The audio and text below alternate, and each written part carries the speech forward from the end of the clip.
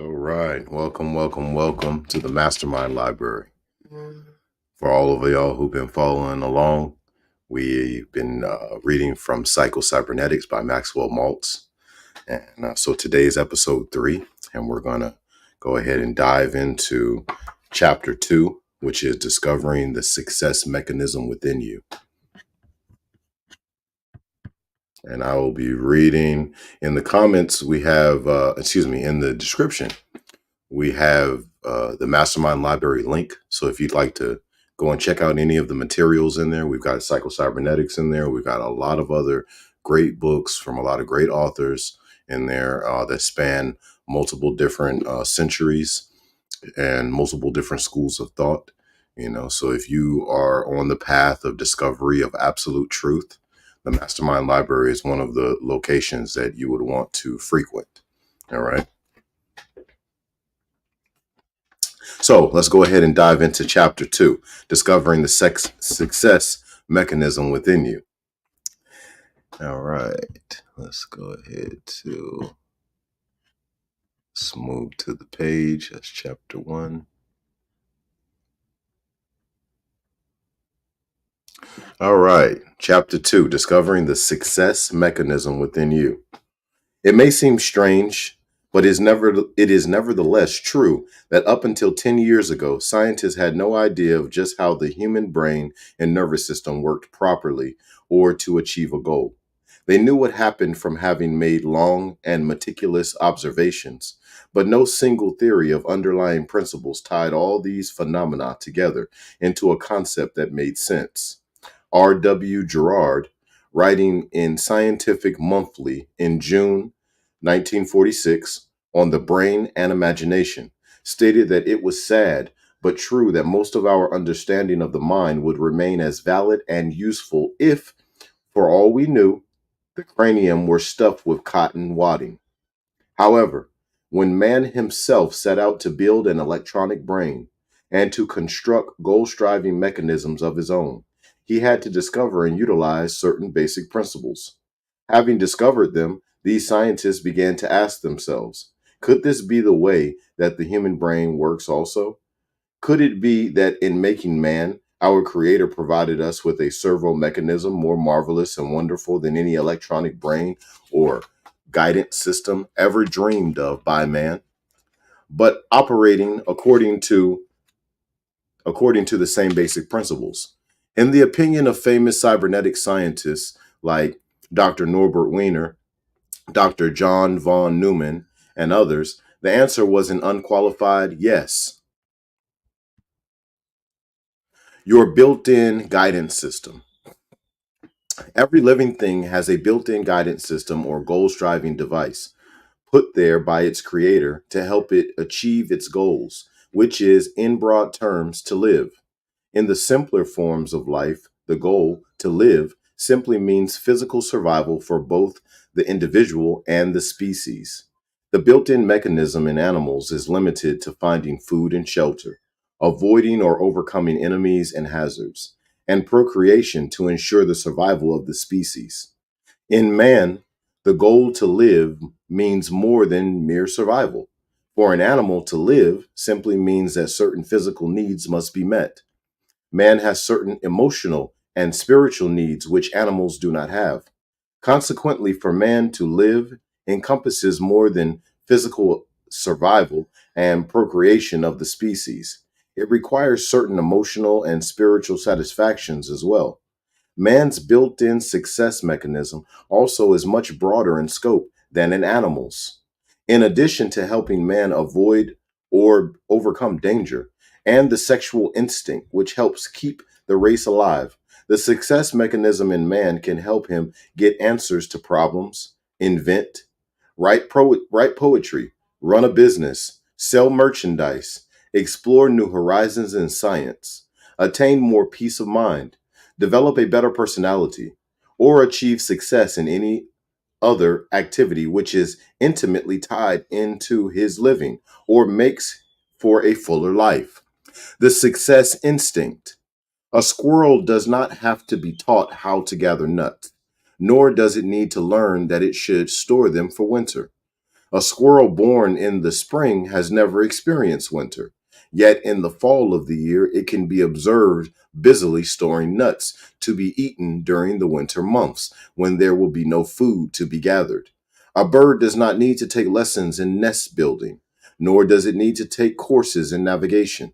Yet birds do navigate thousands of miles, sometimes over open sea. They have no newspapers or TV to give them weather reports, no books written by explorer or pioneer birds to map out for them the warm areas of the earth. Nonetheless, the bird knows when cold weather is imminent and the exact location of a warm climate, even though it may be thousands of miles away. In attempting to explain such things, we usually say that animals have certain instincts which guide them. Analyze all such instincts, and you will find they assist the animal to successfully cope with its environment. In short, animals have a success instinct. We often overlook the fact that man has a success. We often overlook the fact that man too has a success instinct, much more marvelous and much more complex than that of any animal. Our Creator did not shortchange man. On the other hand, man was exceptionally blessed in this regard. Animals cannot select their goals. Their goals, self preservation and procreation, are preset, so to speak, and their success mechanism is limited to these built in goal images, which we call instincts. Man, on the other hand, has something animals haven't: creative imagination. Thus, man of all creatures is more than a creature, he is also a creator. With his imagination, he can formulate a variety of goals. Man alone can direct his success mechanism by the use of imagination or imagining ability. We often think of creative imagination as applying only to poets, inventors, and the like. But imagination is creative in everything we do. Although they did not understand why or how imagination sets our creative mechanism into action, serious thinkers of all ages, as well as hard headed practical men, have recognized the fact and made use of it. Imagination rules the world, said Napoleon. Imagination of all man's faculties is the most godlike, said Glenn Clark. The faculty of imagination is the great spring of human activity and the principal source of human improvement. Destroy this faculty, and the condition of man will become as stationary as that of the brutes, said Dugald Stewart, the famous Scottish philosopher. You can imagine your future, says Henry J. Kaiser, who attributes much of his success in business to the constructive, positive use of creative imagination. How your success mechanism works. You are not a machine. But new discoveries in the science of cybernetics all point to the conclusion that your physical brain and nervous system make up a servo mechanism which you use and which operates very much like an electronic computer and a mechanical goal seeking device. Your brain and nervous system constitute a goal striving mechanism which operates automatically to achieve a certain goal, very much as a self-aiming torpedo or missile seeks out its target and steers its way to it. Your built-in servo mechanism functions both as a guidance system to automatically steer you in the right direction to achieve certain goals or make correct responses to environment, and also as an electronic brain which can function automatically to solve problems, give you needed answers, and provide new ideas or inspirations. In his book, The Computer and the Brain, Dr. John von Neumann says that the human brain possesses the attributes of both the analog and the digital computer. The word cybernetics comes from a Greek word which means literally the steersman. Servo mechanisms are so constructed that they are automatically steer their way to a goal, target, or answer.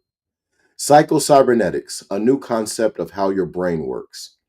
When we conceive of the human brain and nervous system as a form of servo mechanism, operating in accordance with cybernetic principles, we gain a new insight into the why and wherefore of human behavior. I choose to call this new concept Psycho Cybernetics, the principles of cybernetics as applied to the human brain. I must repeat, Psycho Cybernetics does not say that man is a machine. Rather, it says that man has a machine which he uses. Let us examine some of the similarities between mechanical servo mechanisms and the human brain.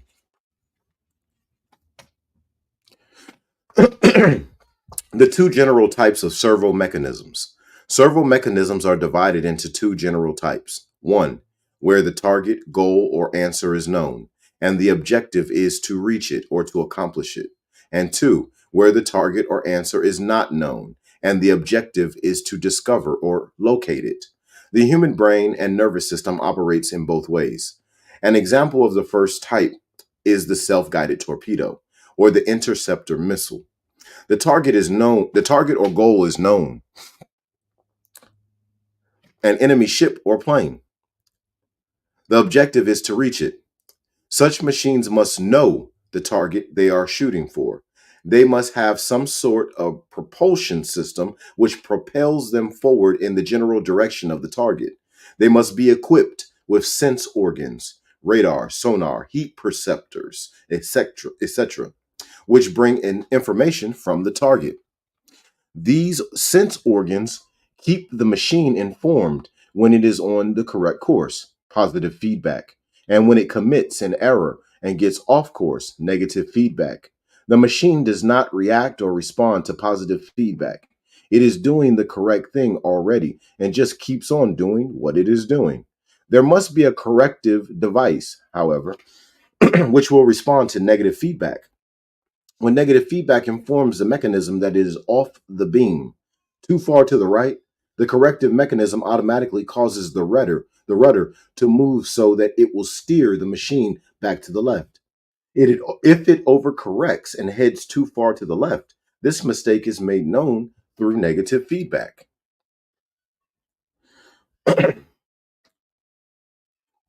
When negative feedback informs the mechanism that it is off the beam, too far to the right, the corrective mechanism automatically causes the rudder to move so that it will steer the machine back to the left. If it overcorrects and heads too far to the left, this mistake is made known through negative feedback, and the corrective device moves the rudder so it will steer the machine back to the right. The torpedo accomplishes its goal by going forward, making errors, and continually correcting them. By a series of zigzags, it literally gropes its way to the goal. Dr. Norbert Wiener, who pioneered in the development of goal seeking mechanisms in World War II, believes that something very similar to the foregoing happens in the human nervous system whenever you perform any purposeful activity, even in such a simple goal seeking situation as picking up a package of cigarettes from the table. We are able to accomplish the goal of picking up the cigarettes because of an automatic mechanism and not by will and forebrain thinking alone. All that the forebrain does is to select the goal, trigger it into action by desire, and feed information to the automatic mechanism so that your hand continually corrects its course. In the first place, said Dr. Wiener, only an anatomist would know all the muscles involved in picking up the cigarettes. And if you knew, you would not consciously say to yourself, I must contract my shoulder muscles to elevate my arm. Now I must contract my triceps to extend my arm, etc. You just go ahead and pick up the cigarettes and are not conscious of issuing orders to individual muscles, nor of computing just how much contraction is needed. When you select the goal and trigger it into action, an automatic mechanism takes over. First of all, you have picked up cigarettes or performed similar movements before. Your automatic mechanism has learned something of the correct response needed. Next, your automatic mechanism uses feedback data furnished to the brain by your eyes, which tells it the degree to which the cigarettes are not picked up.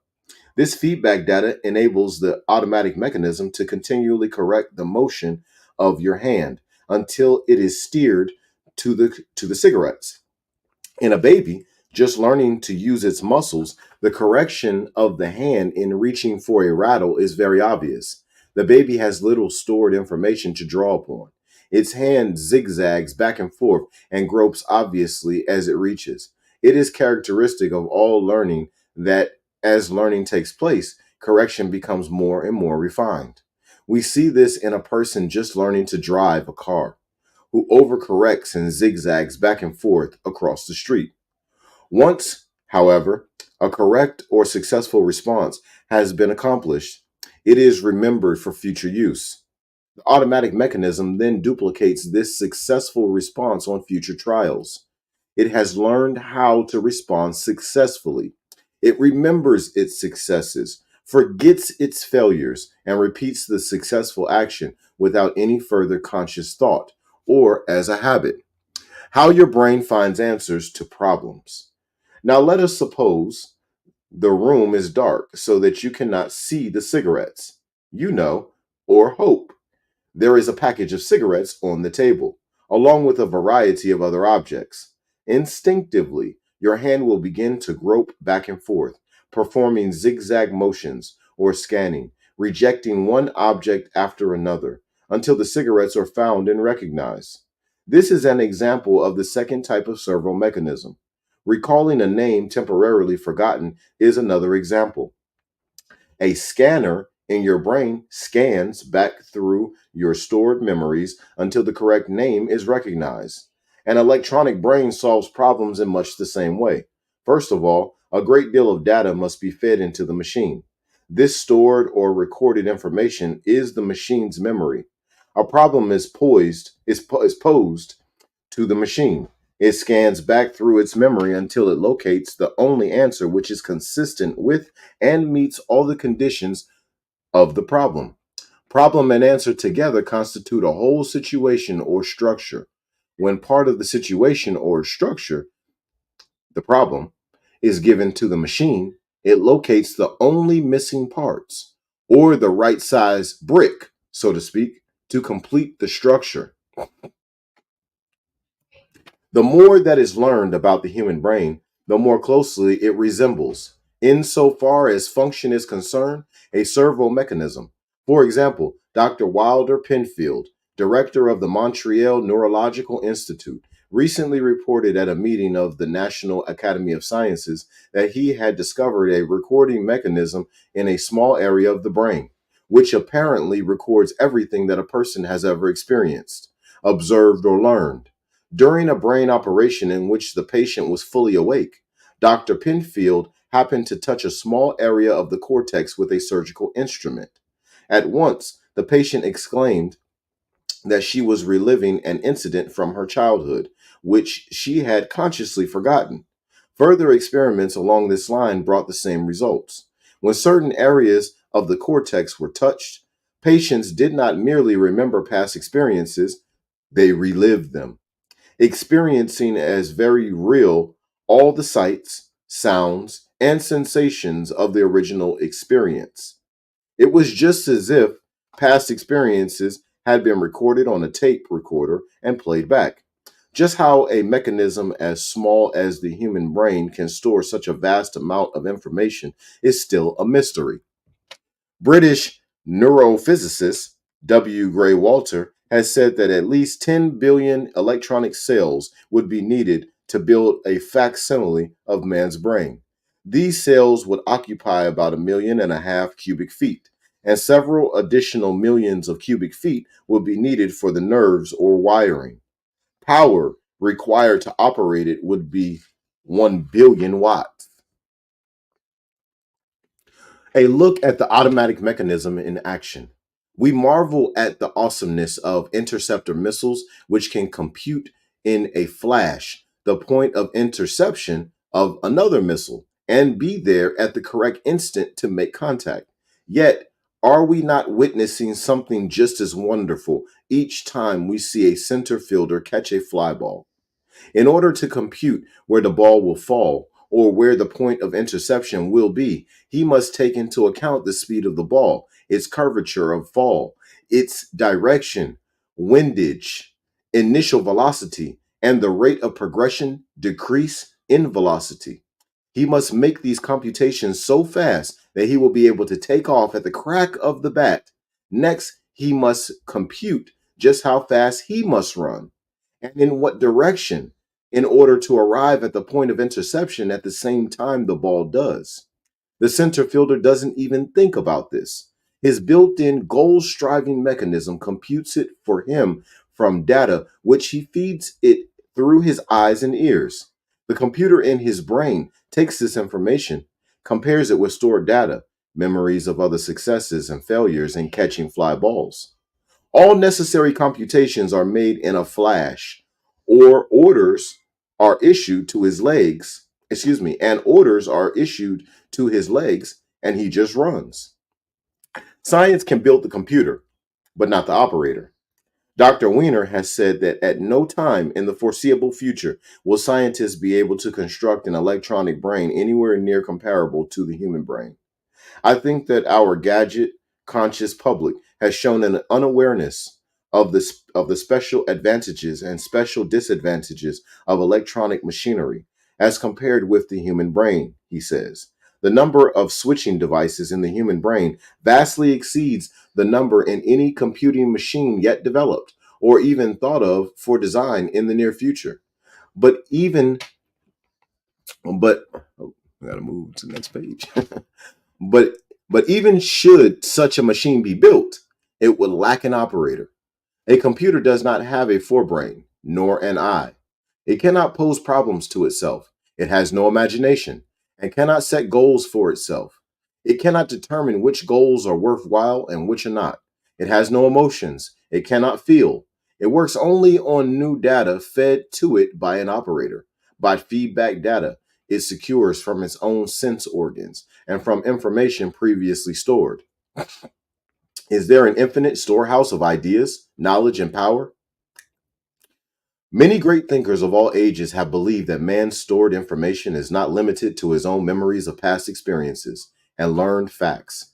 There is one mind common to all men. There is one mind common to all individual men, said Emerson, who compared our individual minds to the inlet in an ocean of universal mind. Edison believed that he got some of his ideas from a source outside himself. Once, when complimented for a creative idea, he disclaimed credit, saying that ideas are in the air, and if he had not discovered it, someone else would have. Dr. J.B. Rhine, head of Duke University's Parapsychology Laboratory, has proved experimentally that man has access to knowledge, facts, and ideas other than his own individual memory or stored information from learning or experience. Telepathy, clairvoyance, precognition have been established by scientific laboratory experiments. His findings that man possesses some extrasensory factor, which he calls psi, are no longer doubted by scientists who have seriously reviewed his work. As Professor R.H. Thowles of Cambridge University says, the reality of the phenomena must be regarded as proved as certainly as anything in scientific research can be proved. We have found, says Dr. Ryan, that there is a capacity for acquiring knowledge that transcends the sensory functions. This extrasensory capacity can give us knowledge certainly of objective and very likely of subjective states, knowledge of matter, and most probably of minds. Schubert is said to have told a friend that his own creative process consisted in remembering a melody that neither he nor anyone else had ever thought of before. Many creative artists, as well as psychologists who have made a study of the creative process, have been impressed by the similarity of creative inspiration, sudden revelation, intuition, etc., and ordinary human memory. Searching for a new idea or an answer to a problem is, in fact, very similar to searching memory for a name you have forgotten. You know that the name is there, or else you would not search. The scanner in your brain scans back over stored memories until the desired name is recognized or discovered. The answer exists now. In much the same way, When we set out to find a new idea or the answer to a problem, we must assume that the answer exists already, somewhere, and set out to find it. Dr. Norbert Wiener has said once a scientist attacks a problem which he knows to have an answer, his entire attitude has changed. He is already some 50% of his way toward that answer. Norbert Wiener, The Human Use of Human Beings, Houghton Mifflin, New York. When you set out to do creative work, whether in the field of selling, managing a business, writing a sonnet, improving human relations, or whatever, you begin with a goal in mind, an end to be achieved, a target answer, which, although perhaps somewhat vague, will be recognized when achieved. If you really mean business, have an intense desire and begin to think intensely about all angles of the problem. Your creative mechanism goes to work.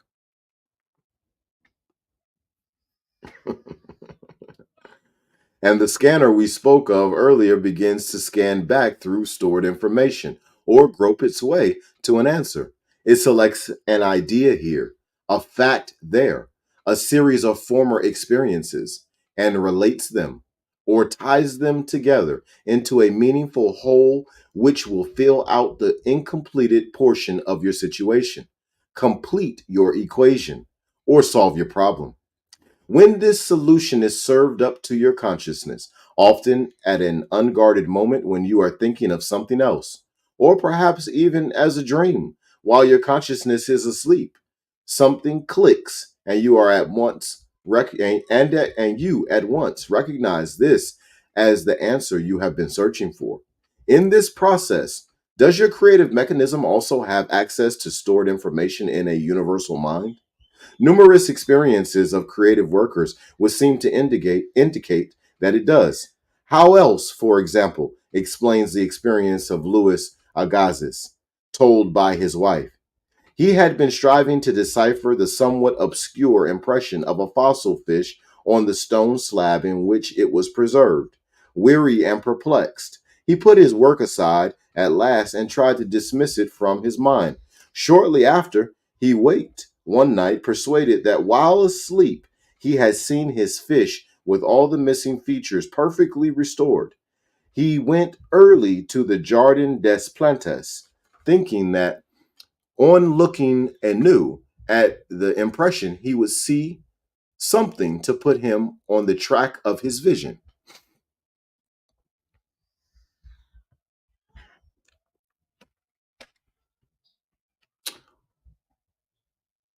In vain, the blurred record was as blank as ever. The next night, he saw the fish again, but when he waked, it disappeared from his memory as before. Hoping the same experience might be repeated, on the third night, he placed a pencil and paper beside his bed before going to sleep. Towards morning, the fish reappeared in his dream, confusedly at first, but at last with such distinctness that he no longer had any doubt as to his zoological characters. Still half dreaming, in perfect darkness, he traced these characters on the sheet of paper at the bedside. In the morning, he was surprised to see in his nocturnal sketch features which he thought it impossible the fossil itself would reveal. He hastened to the Jardin des Plantes and, with his drawing as a guide, succeeded in chiseling away the surface of the stone under which portions of the fish proved to be hidden. When wholly exposed, the fossil corresponded with his dream and his drawing, and he succeeded in classifying it with ease. Practice exercise number 1. Get a new mental picture of yourself. The unhappy failure type personality cannot develop a new self image by pure willpower or by arbitrarily deciding to. There must be some grounds, some justification, some reasoning for deciding that the old picture of self is in error and that a new picture is appropriate. You cannot merely imagine a new self image unless you feel that it is based upon truth. Experience has shown that when a person does change his self image, he has the feeling that for one reason or another, he sees or realizes the truth about himself. The truth in this chapter can set you free of an old inadequate self image if you read it often. Think intently about the implications and hammer home its truths to yourself. Science has now confirmed what philosophers, mystics, and other intuitive people have long declared. Every human being has been literally engineered for success by his creator. Every human being has access to a power greater than himself. This means you. As Emerson has said, there are no great and no small. If you were engineered for success and happiness, then the old picture of yourself as unworthy of happiness of a person who was meant to fail must be in error. Read this chapter through at least 3 times per week for the first 21 days. Study it and digest it. Look for examples in your experiences and the experiences of your friends, which illustrate the creative mechanism in action. Memorize the following basic principles by which your success mechanism operates. You do not need to be an electronic engineer or a physicist to operate your own servo mechanism any more than you have to be able to engineer an automobile in order to drive one, or become an electrical engineer in order to turn on the lights in your room. You do need to be familiar with the following, however, because having memorized them, they will throw new light on what is to follow. One, your built in success mechanism must have a goal or target. This goal or target must be conceived of as already in existence now, either in actual or potential form. It operates by either one, steering you to a goal already in existence, or two, discovering something already in existence. Two, the automatic mechanism is teleological, that is, operates or must be oriented to end results, goals. Do not be discouraged because the means whereby may not be apparent. It is the function of the automatic mechanism to supply the means whereby. When you supply the goal, think in terms of the end result, and the means whereby will often take care of themselves. Three, do not be afraid of making mistakes or of temporary failures. All servo mechanisms achieve a goal by negative feedback or by going forward, making mistakes, and immediately correcting course. Four, skill learning of any kind is accomplished by trial and error, mentally correcting aim after an error until a successful motion, movement, or performance has been achieved. After that, further learning and continued success is accomplished by forgetting the past errors and remembering the successful response so that it can be imitated. Five, you must learn to trust your creative mechanism to do its work and not jam it by becoming too concerned or too anxious as to whether it will work or not, or by attempting to force it by too much conscious effort. You must let it work rather than make it work. This trust is necessary because your creative mechanism operates below the level of consciousness, and you cannot know what is going on beneath the surface. Moreover, its nature is to operate spontaneously according to present need. Therefore, you have no guarantees in advance. It comes into operation as you act, and as you place a demand upon it by your actions. You must not wait to act until you have proof. You must act as if it is there, and it will come through. Do the thing, and you will have the power, said Emerson. And that completes chapter one. That completes chapter two about the servo mechanism within you. We literally have a guidance system within us for success. And if we take the time to properly purify and understand ourselves, know ourselves, and take the time to understand this creator that we are and this cybernetic machine that we have control over, this carbon based cybernetic machine. Well, what happens is now we're able to use it more purposefully. There's a word out there that a lot of people like to use. I'm going to be more intentional, right? Intentional, right? Well, we can use this carbon-based cybernetic machine in a more intentional way if we take the time to understand how it operates from a spirit level, mental level, and a physical level, right? So that was chapter 2 of Psycho Cybernetics, about the servo mechanism within us, discovering your success mechanisms, right? And the next chapter is chapter 3 on tomorrow. We'll be going into imagination, the first key to your success mechanism. All right. Y'all be blessed. Y'all have a great day. And I'll talk to y'all tomorrow.